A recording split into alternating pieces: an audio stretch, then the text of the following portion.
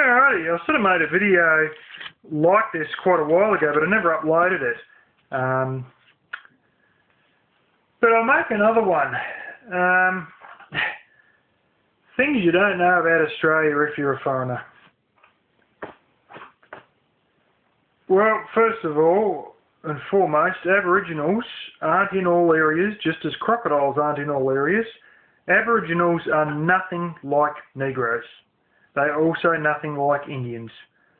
You know, yeah. I think I pretty much spelled that out in enough other videos, particularly Aboriginal 6. Now,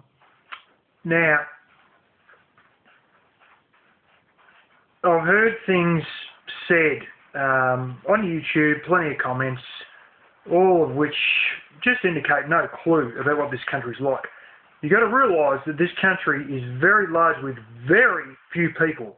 Now, Michael Bublé, when he came over here, I heard him talking on a radio interview, and he said, oh, how many you got here? 40, 45 million?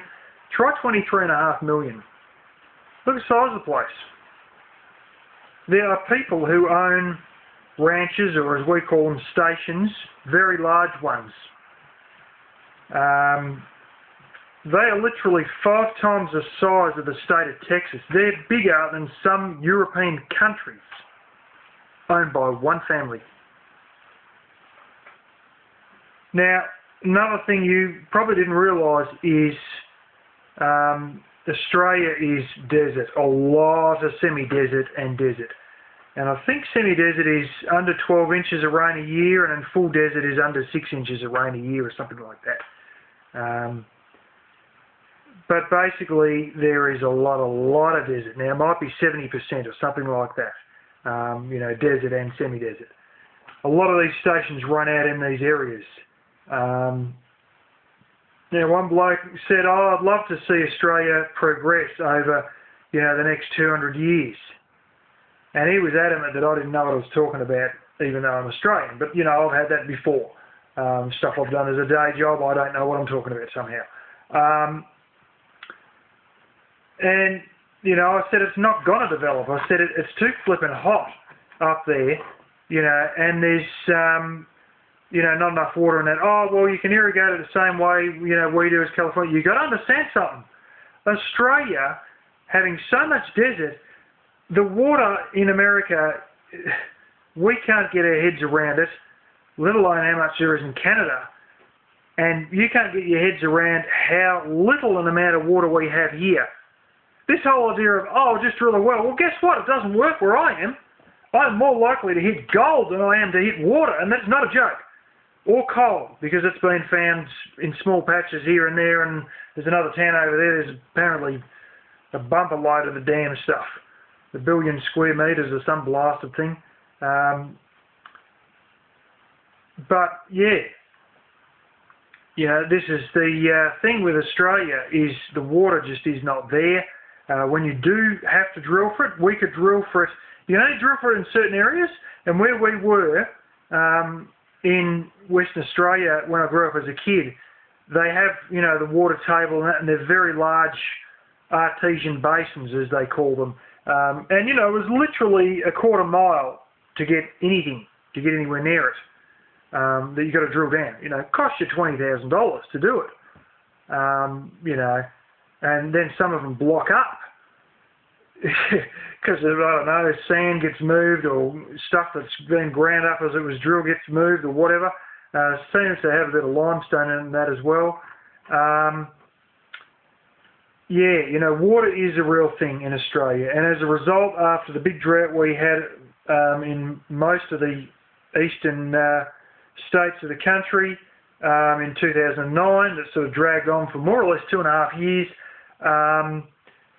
you know, we took a different, well, the government and the people had to take a different attitude to water. It was simple as that. We're going to run out. And, you know, we used to be known as the Garden State here in Victoria. Ha ha. I will say that the capital city got to continue watering their gardens, while all us was just, well, stiff. You got to water it out of your shower water, your washing machine water, which was the most common method. You know, there's some towns that literally ran out altogether. About 3 small towns just completely ran out of water. And there was a whole bunch of towns that were 50 litres per person per day. Now, what's that? It's about 11.5 gallons per person per day, or something like that, basically. So, yeah, you know, 11 gallons per person per day. Now you know how it's been with water in this country. Yeah. So water is a big thing, and as a result, that's why they were subsidising. I mean 100% subsidising, just giving them away. Water tanks, smaller ones, they just literally giving them away. You know, and sort of, yeah, that was, rainwater catchment is a big, big thing over here. And there's so many Americans that are always ranting on, how are you going to treat your rainwater after you catch it? Hang on a minute, you've caught distilled water, perfectly pure distilled water. We don't have acid rain here, it's just perfect water out of the sky, and then you think you've got to treat it? Meanwhile, you're sucking water out of a whole bunch of limestone and minerals and blooming fracking and bugger else knows what's going on down there, and you're drinking that stuff without a problem. You know, and then you want to treat rainwater as though, oh, I've got to put chlorine in as though it's river water. There might be bugs in it. What, bugs from distilled water? What? Over here, rainwater is so common that everybody, your flaming 7-year-old niece will know more about rainwater than some of the things I've heard, you know, said by American preppers. Honestly, that's how flaming ridiculous it is. You know, and I spend a lot of time shaking my head when I read about people and their rainwater adventures in America, because it's, you know, here we've got a clear picture because it's not abnormal, it's expected. And when you build a new house, it is actually law. You have to put on a rainwater catchment system, or they just will not pass the house full stop. That's in my state at least. Now, let's get on to a couple of other things. The heat. Well, in case you can get water out of the desert somehow, which in Northern Territory they ain't short of water, in Tasmania they ain't short of water, but a lot of other places they sort of are. In case you can't get, you know, in case you can actually get some water out in the desert, there's one other tripping block. That's the heat. I have talked to somebody who was in the nation's second largest gold mine at 8:30 a.m. It was literally 58 degrees Celsius. I mean, you could bloody slow cook meat at that temperature. How do they handle out there? Well, a lot of damn air conditioners and stay inside as much as you can. Some people grow used to it, but by hell, you know, it's hard yakka. You know, that was 8:30 a.m. It's 58 degrees Celsius. Like, you know, unless you've been a soldier in Iraq during the Iraqi summer, you don't have a clue. People have got out of their vehicles, air-conditioned vehicles, and walked for 20 minutes and become dehydrated. And, you know, these people live 20, 25 minutes walking and they're dead. They die of the heat. 20 to 25 minutes of walking with a crappy hat and more or less no water. That's it, the game's over. We have stuff here, electrolyte drinks. When you're up in those areas, you got to keep drinking that sort of stuff. My sister, she was in a rather hot region in the desert. They went on holidays, and she wasn't even getting the electrolyte stuff, the powder, and putting it in with a drink. She was literally eating it with a spoon straight out of the blooming container. You know, the heat of these areas, very few people have got the ability to their body to handle some of this sort of stuff. So, you know, they don't worry about it. They just don't go out there. It's a wasteland, more or less, or pretty close to it. So they don't worry about it, you know. Maybe you can get an idea with Western Texas in regards to what a wasteland is. But we've got areas in this country that I have seen photos of that my parents have been to that are literally identical for 100 miles, 150 miles. There is not one stinking tree, not one change in the scenery. There's all these little rocks like this. There wasn't a single blade of grass, not a blade of grass for more than 100 miles. You know, there's areas where there's sand dunes. I mean, full-blown sand dunes, just like you see in Saudi Arabia. You know, she's pretty hard yakker old joint. So let's talk about crocodiles. They are not alligators. I have seen on TV somebody in Florida, 2 men wrestling and tying up an alligator. Forget it. You're looking at about 6 or 7 men with a crocodile, and they're still struggling, you know, and the damn thing, the power in these sods is unbelievable. They are not alligators. They are also, strength-wise, alligators are pretty good, but crocodiles are way better. You know, and I've heard of people in Florida putting on the golf courses, there'll be blooming an alligator, and they'll put a donut on its nose, and the alligator's used to people, so it just tips its head and then eats the donut. Well, you don't want to try that stuff with crocodiles and all that. And Steve Irwin, you may go, oh, look at what he done. Some of what he done, you know, was bordering on suicidal, in case you didn't realise. You know, they're not alligators. It's as simple as that. They are real savage. I have seen video footage of one grabbing a bloke's wrist, and it just spun him, and he heard, and he broke his arm in 5 places, and you could hear the bones popping. And this happened in about a second and a half. And I mean, it was, you know, and they do that. They grab hold of you, they pull you in the water, and they start with the roll, the death roll they call it, and they, boom, boom, boom, game's over. Another one that isn't known even by a lot of Australians is there's a lot of water buffalo up there. Now, I've been sniffing around a little bit, and I'm probably incorrect, but somehow, I don't know where this come from, brought over by the Chinese or something like this, but basically they got them in Indonesia as native, and I think they were introduced here. And I've read something that said they were introduced by the Chinese. I can't really remember where, but that sounds a bit, maybe, I don't know. We've had plenty of Chinese come in this country during the gold rush, most of which left and went back to China, but there's occasional ones in gold areas who you can see it. And one of my sister's housemates, her father, you could see it in his eyes. He's a little bit Chinese, because a few of them stayed and didn't go back to China. You know, and his daughter, very cute, quite petite and that, but you know, that was probably a bit of the Chinese genetics coming through. But when you see Asians over here, don't think Koreans, because they're not Koreans, they're Vietnamese. We had the White Australia policy in place during that time. We didn't bring any Koreans into the country. It's as simple as that. Koreans here are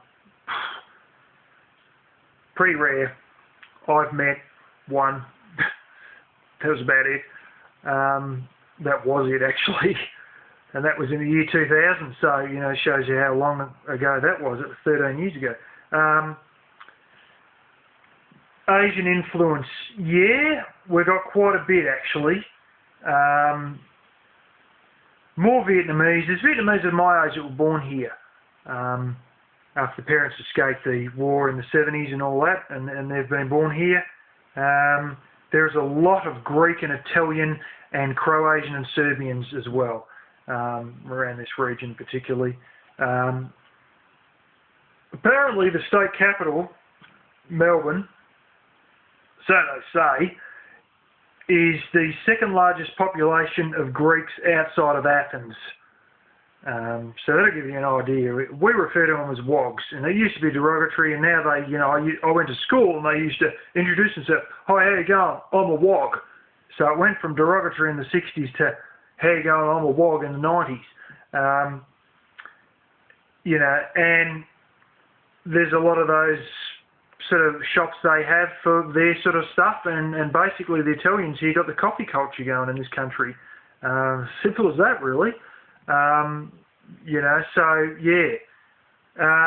Another thing I'll say, it's something like 58 to 61%, somewhere around there, of people in my state are foreign born. Now this doesn't include the Vietnamese that are, you know, 100% Vietnamese who are my age, who were born here after their parents escaped the war. This is talking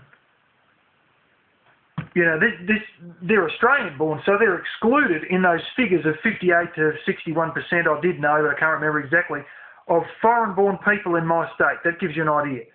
Are we all British? We've got plenty of British immigrants here, but the original ones like me, I'm fifth generation, mostly half Irish, half British. Now, my grandmother has said that the Irish and the British kept to each other, kept to themselves, and there was sort of, the British were in the police force and they used to give the Irish a bit of a hard time, as you may imagine if you're Irish yourself, especially Northern Ireland or something like that. She is about 87. She said that when she was 3 or 4 years old, 5 years old, going to school, all the Irish would walk up one side of the road, the British would walk up the other side. And you know what happened? We let all the hatred go, we forgot about it, and she married an Irish man, my grandfather. So there you go. As younger kids in school, they were sort of separated, but at the end of the day, World War II ended and they all intermarried each other, and now essentially most of us are half British, half Irish, and there will always be a little bit of Scottish or a little bit of Welsh thrown in there as well, and there's both of them with my side. The Welsh side was super duper rich, so I'll find out. And yeah, that's sort of that. You know, to sit here and say that we're all convicts, that's a load of bullshit. I'm sick of hearing that one.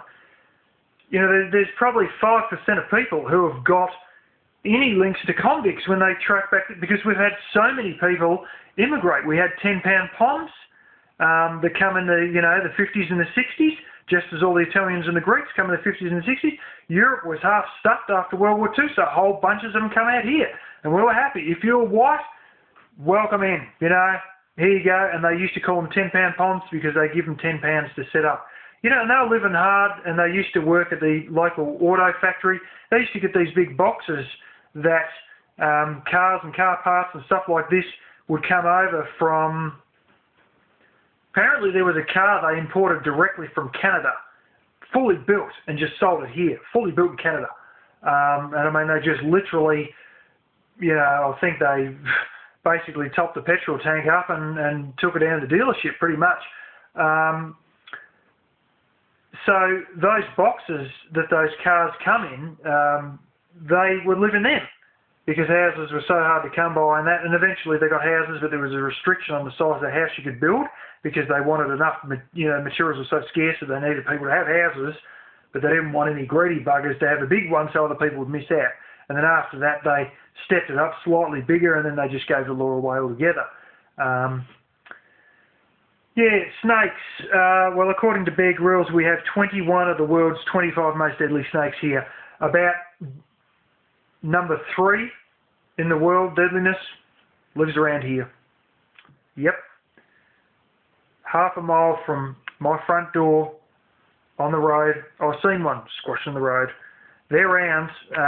You go to other areas, they're definitely round. They're always warning them about them in the newspapers and this and that. Beware, that's summer, they're going to be out there. Blah, blah, blah. When we see a snake, it's not, oh, that's a snake. When we see a snake, it's a bunch of swear words and try and kill it. That's usually what happens. I've sort of given up killing them and just sort of avoid them. But my father and all his generation, I know of a bloke who had one, they seen it, they tried to kill it.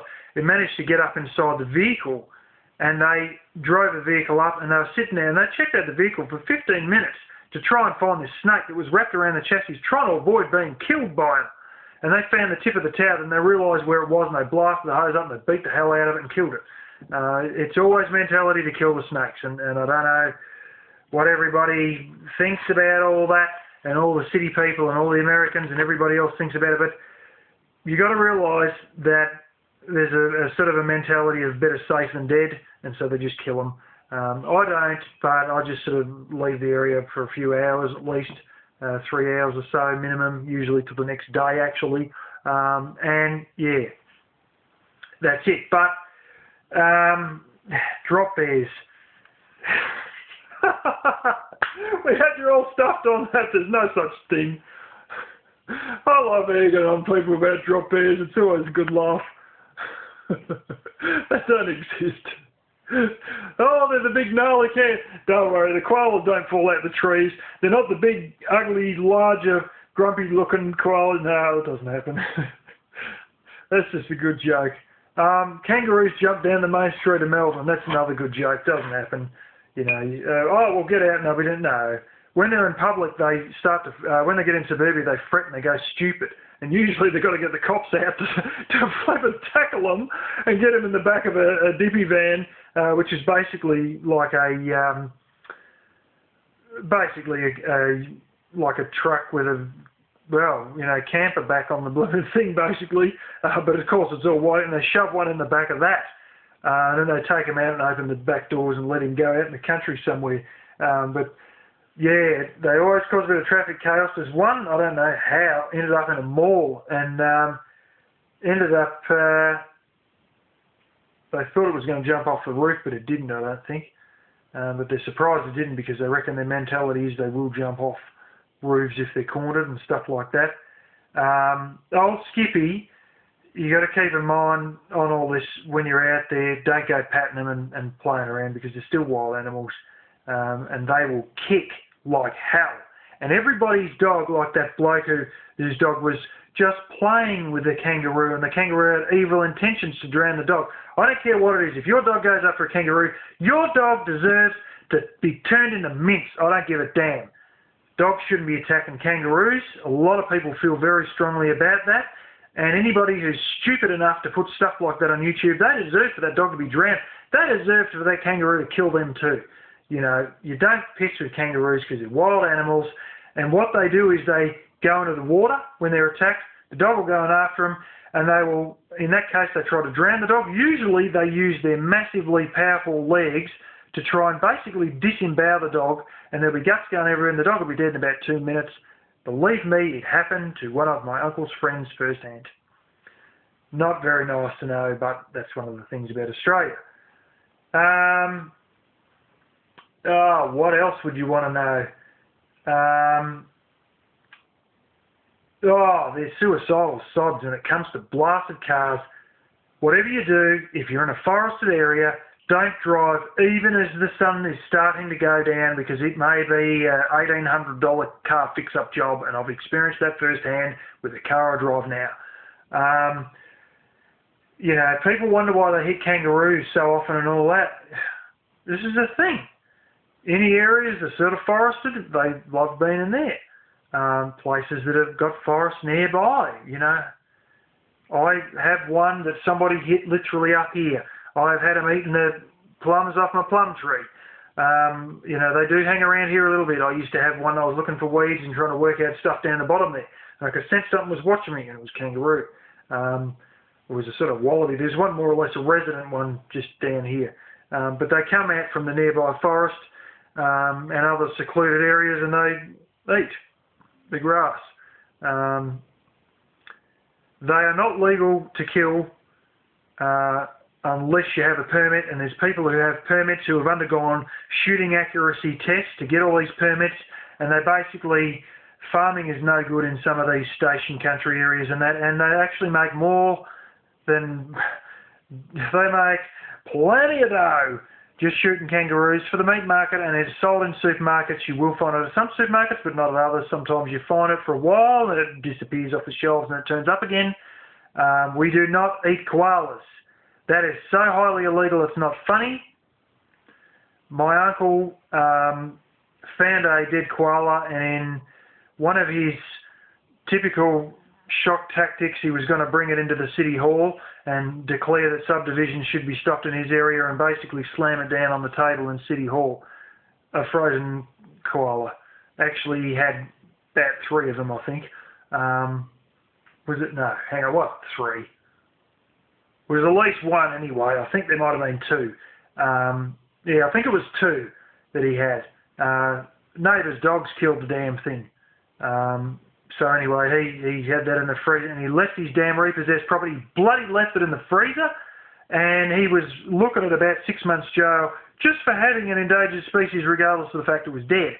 It's not quite the same with kangaroos, I don't think, because they're sort of dead all over the place here and there.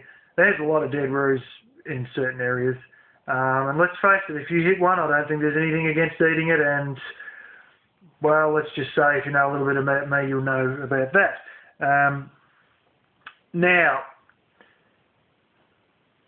there's a lot of things that you're not supposed to shoot that are endangered and this and that, but the Aboriginals have got rights to do it. There's ones that are even endangered called a dugong, which is like a big seal thing with a big pig nose on it. Quite large, actually. Bigger than a seal is usually. Oh, maybe like one of the big fat seals that you see on TV. But they can kill them and eat them. And same with kangaroos. And up in Northern Territory and that, you know, they get to go out and just gun out the blooming door, you know, the window of the car, boom, just blow away, you know. They don't, they got a very different way, and there's a lot of things that go up on in those areas that are different from how it is down the south here. It's a bit like comparing New York State to comparing Mississippi. You know, it's sort of the opposite way around.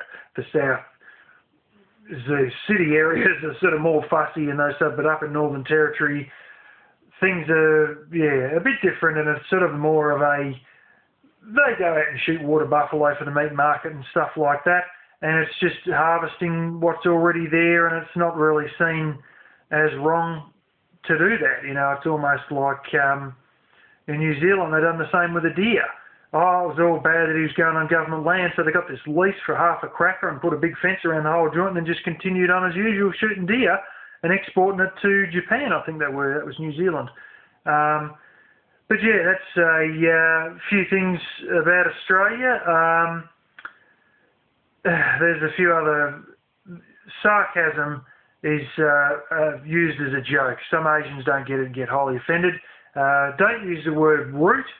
For the love of God, don't use the word I'm rooting for my team. Root means fuck, basically. Simple as that. Wanker, you mightn't have heard of that one. It is basically masturbator, simple as that. And you don't want to be called a wanker. It's sort of trying to insinuate that you don't get any sex, basically. Yeah.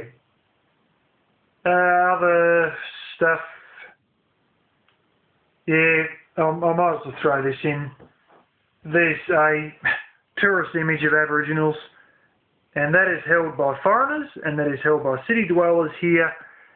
And then when you live amongst them, you learn it's a little bit different. Don't expect from them not to be trying to, you know, ask you for a few dollars as you're walking down the street. That happens. That happened to me in Northern Territory. If they get a hint that you're a foreigner, or not a foreigner, but interstate, they could tell with me because I was sweating so much in the Northern Territory, whereas the locals are used to the heat. But if they can tell the same thing in Western Australia, you're sweating a lot, or you're, you know, quite obviously from interstate, they'll also try and get you to, you know, listen, could I have, you know, a couple of dollars and this and that? And you find out they just spend it on beer. That's all they spend it on. There are areas of the country which are, their reservations and their rules run full stop. And some of those they've banned alcohol in. They have had their society fall to bits, and I've made a whole thing on Aboriginal society and stuff like that in my Aboriginals videos, 1 through to 6 so far. And, you know, they got a lot of, it is just, you talk about social fabric falling to bits and SHTF and you know, WROL, it is like that in some of these areas. That's the reason why the army is on the ground in these areas. Poor buggers, they've basically lost their society, and there's 4-year-olds with STDs, no problems at all, and 10-year-olds who, I mean, I could even barely get it up at that age. There's 10-year-olds raping everything from 6-year-olds to bloody 30-something-year-olds or 27-year-olds, stuff like that. 10-year-olds, you know, who go around raping a whole heap of girls. This is the stuff that happens in some of these areas. You will never, ever hear about it. It's just like, whoosh, they just don't know about it down here in the south, down in their city, they just, and sometimes it's on the news and they read about it and that, and then it just, we just pretend it doesn't happen. It's a bit, if you're South African, you'll know what it's like. You'll understand a bit more if you've been South African white who's, you know, either still there or immigrated, you know, to another country since apartheid or whatever.